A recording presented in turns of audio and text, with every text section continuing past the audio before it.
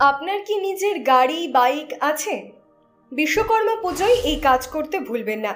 কেন বলছি, কি কাজই বা করতে বলছি, চলুন বলি।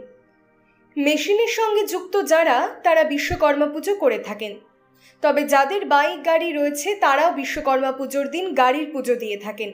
তাই যাদের নিজস্ব গাড়ি আছে, বিশ্বকর্মা পুজোয় তাদের কয়েকটি কাজ অবশ্যই করা উচিত।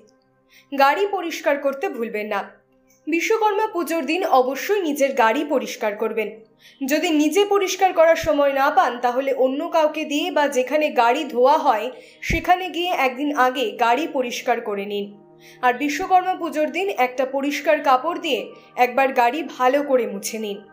কিভাবে গাড়ির পুজো করবেন? সবে যন্ত্র বিশ্বকর্মার বাস, তাই তার পুজোর দিন আপনার গাড়িরও পুজো করুন। গাড়ির ইঞ্জিনে সিঁদুর দিয়ে স্বস্তিক চিহ্ন আঁকুন। ফুল, মালা ও চাল নিবেদন করে পুজো করুন। লাল ও হলুদ সুতোয় একটি সুপারি জড়িয়ে নিয়ে সেটি হাতে নিয়ে আপনার গাড়িকে সুরক্ষিত ও নিরাপদ রাখার জন্য বিশ্বকর্মা দেবের কাছে প্রার্থনা করুন। এর ফলে আপনার গাড়িতে কোনো অশুভ প্রভাব পড়বে না বলে মনে করা হয়। এদিন গাড়ি বের করবেন না। সম্ভব হলে বিশ্বকর্মা পুজোর দিন গাড়ি বের করবেন না। সেদিন আপনার গাড়িকে বিশ্রাম দিন, অন্য কাউকে ব্যবহার করতে দেবেন না। বিশ্বকর্মা পুজোর দিন আপনার গাড়ি ভুলেও আর কাউকে ব্যবহার করতে দেবেন না। একে অশুভ বলে মনে করা হয়। এর ফলে গাড়ি নিয়ে নানা সমস্যার মধ্যে পড়তে হতে পারে আপনাকে।